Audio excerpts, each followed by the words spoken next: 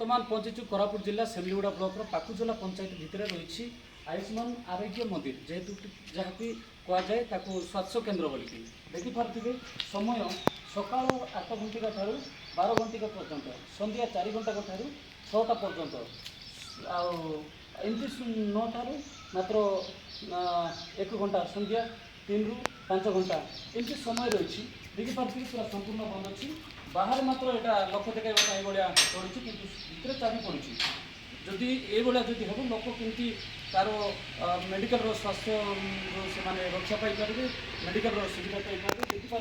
ये 6 जन बर्तमान डॉक्टर स्टाफ अच्छा किंतु ये संपूर्ण बंद रही लोक केमती सेवा पाइबे मेडिकल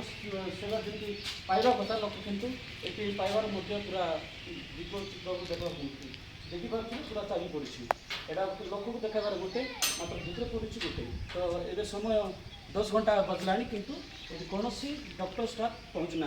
केबे मेडिकल विभाग बा